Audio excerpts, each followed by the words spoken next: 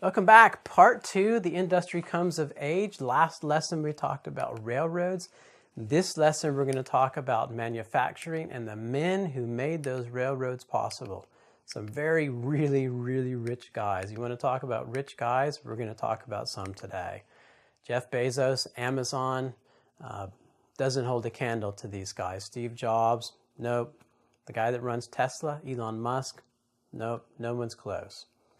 So here we're going to talk about some of these guys, but the first slide I want to look at manufacturing. Now this is an important word. It means we're producing something, we're making something. It might be we're making coal, digging it from the earth. It might be that we're making railroad equipment. It might be that we're making trains. Coal mining is big. Railroads and telegraphs and factories are growing. And of course you have to have workers to work in these factories and railroads. And so there's this great pressure to cut costs, and so the men who own these companies can make more money. And so there is a drop in prices. And so now you can go to the store and buy things much more cheaply because more people buy it. It's easier to travel, to transport. 20 years before, it was harder to buy a steak that was not expensive. And now by 1910, 1920, you can buy a steak that's much more cheap. And so it's just everything, is so many things are happening in the economy. And so we have what we call railroad tycoons. And tycoons are people that kind of pioneer and have lots of money and have big businesses.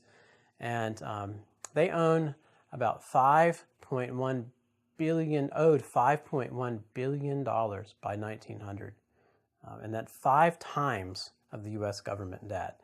So 5 people, primarily 5 people, owed more money, 5 times more money than the US government owed by 1900. And who are these tycoons? Well, one is Vanderbilt, Cornelius Vanderbilt. Another one is Andrew Carnegie, and he has the first steel mill. John D. Rockefeller is another one. He kind of develops the oil industry. And 3 men named Gould, Huntington, Hopkins, and Stanford. Yes, Stanford of Stanford University. And also Vanderbilt of Vanderbilt University right here in Tennessee. So these men changed the world. As this is another one, J.P. Morgan, and he also does a lot of change. I mean, he's a banker. He doesn't manufacture anything.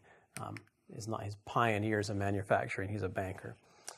So the next slide, the railroad tycoons, they divided the country into 4 time zones. And so in China, you only have 1 time zone. In the United States, we have, including Alaska and Hawaii, Alaska, we have 4 time zones. Hawaii, we have another time zone. But most of the continental United States is in 4 time zones, Eastern, Central, Mountain, and Pacific time zones. And so right now, it is 4 o'clock in the afternoon in Tennessee, which means that on the other side of the country, it is only 1 o'clock in the afternoon. Is there in the Pacific time zone, and I'm in the Eastern time zone. So you don't have that in China. But we have a small handful of railroad tycoons, about 4 to 6, and they control most of the nearly 200,000 miles of railroad in the United States by 1910. There's more railroad in the United States than Russia and Europe combined by 1900. So these guys have a lot of money, and they have a lot of control. You think 5 guys control all the roads in China. How would that be? How would that be? So working on the railroad, it was hard physical labor. You had to remove the Indians to the reservations. And then you have to make those reservations smaller because that land is good land. You don't have to, but that's what was happening. And it was, a lot of Americans today think that was a terrible thing, that their ancestors were making the land where the Indians lived smaller and smaller and smaller. And the mentality is we're gonna succeed or we're gonna go poor and die broke with no money. So how are all these connected together, these 4? The next slide, how connected together? I want you to pause your video in just a moment, and I want you to talk about with your neighbor, or you can think about this on your own, how are railroads, electricity, oil, steel, and banking all tied together? Without one of these, you're not going to have the others, not be successful. So go ahead and pause now and come back in just a moment and let's talk about it. All right, welcome back. How are they tied together? Well, railroads are made out of Steel. So railroads have to have steel, and steel, to be successful, has to sell its steel to railroads. And what are you hauling on the railroad? Well, you're hauling food, but a lot of what you're hauling also is oil. And that oil is feeding cars by the 1910s, and tractor and farming machinery is long before the 1910s. And lamps and oil lamps. And so oil is very important. Gasoline, kerosene, very important. And electricity, because cities are being built up in New York City.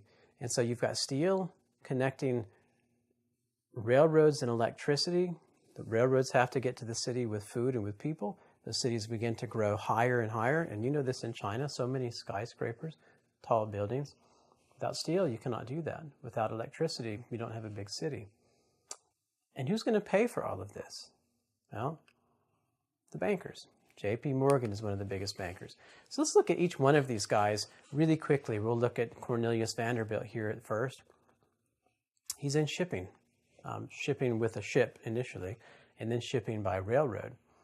Gets into the railroad in the 1860s, and he's worth anywhere from 140 to 180 billion dollars.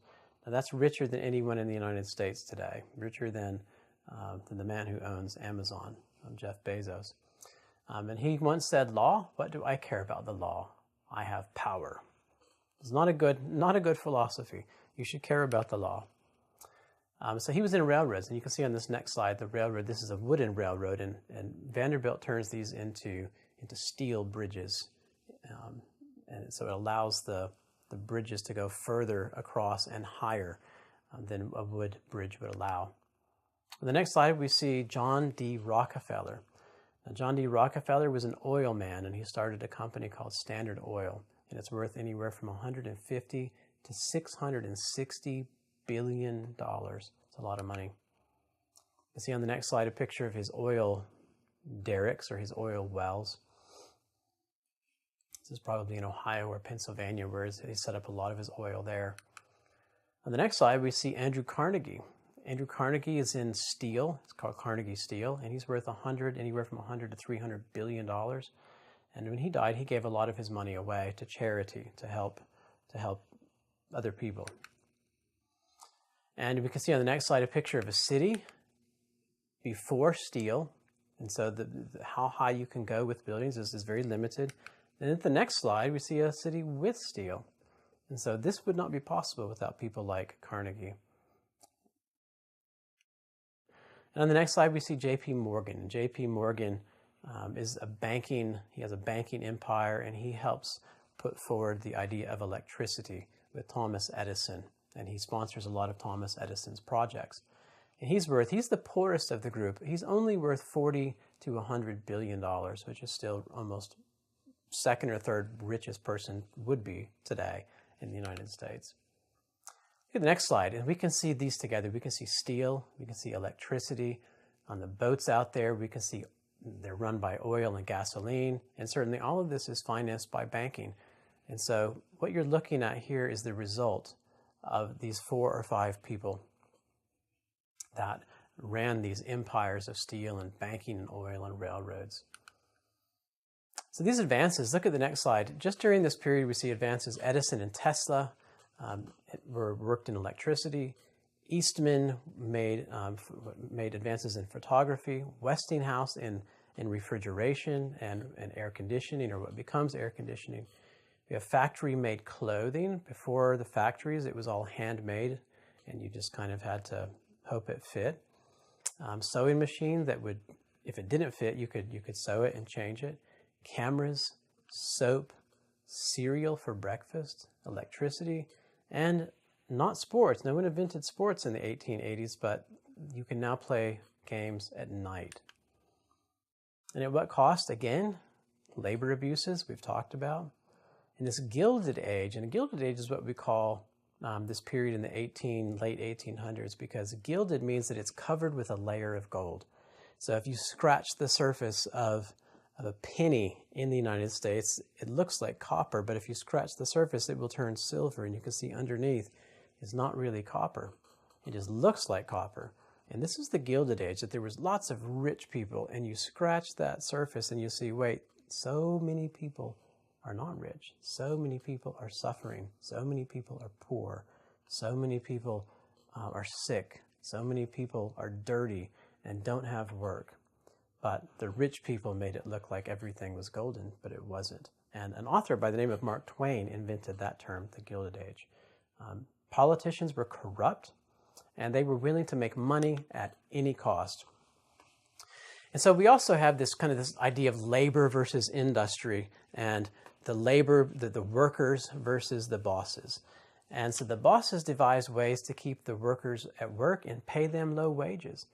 They would encourage them to use the company monies. They would pay them in money that they couldn't use anywhere else. They could use it only with the company. And so they would sell them shirts, they would sell them food, they would sell them housing, and they would charge them too much money for it. And so you might work for 2 weeks and get your money, and then you have to buy something from the company, and you really don't have any money left after 2 weeks. They encouraged them to go to church, which meant that they should be more peaceful. They paid migrants and they paid women and children less money. And if they got hurt on the job, they did not give them any money or help. There was no insurance. And they were paid for how much they produced, not the time. And so you go to work today in the United States, many people, and they're paid by the hour. You make $10 an hour or $2 an hour or $100 an hour. I wish I made $100 an hour. But you were paid by production. So once you produced this much, then you could make your money. And so some people would produce it very quickly, and some people would work very hard, but it took them a lot longer. We can see on the next several pictures, we see slides of people. Now I want you to notice on this first picture here, we see of 3 people working. One of them is a boy. And what do we see about these? Well, they don't have any shoes on. Look at the next slide. Look at these young girls. Now they have shoes on, but they're also young, very young. And the next slide. Again, we see boys working in a factory, young boys, probably not older than 14 or 15 years old. And the next slide, again, a boy working in a factory. He's working in a factory that makes cloth. This might be up in the New England area or Massachusetts area. The next slide, we see 2 girls, and they can't be older than about 8 or 10 years old, and they're working in a factory. And they're working long days. In the next slide, we see boys, looks like they're either leaving the factory, or maybe just going to the factory, but one of them doesn't have shoes on. And it looks like maybe it's chilly because they all have jackets on. And so they're working hard and they still don't have shoes. And the next slide, we see 2 boys facing towards a factory machine, again, probably making cloth. And one of them doesn't have shoes on. So this labor versus industry, this was a major struggle and major theme over the next half century in the United States. Boys as young as 5 years old were working. They would fit into small spaces where they could clean things that big people could not fit into. And so they would work 12 to 16-hour days. There was no protection. If they got hurt, they went home, and that was it. And they didn't have, if you're working a lot of hours, then you don't have time to go to school. And so, okay, but what about good money? Well, if your boss doesn't want to pay you very much money, then the boss will not pay you very much. And there's no law to make sure that the boss will pay you or that the boss will pay you very well. And so it was just really hard for workers back in the 1880s and 90s and early 1900s. But things begin to change, and we'll talk more about that in the chapters to come. All right, we'll see you then. Bye-bye.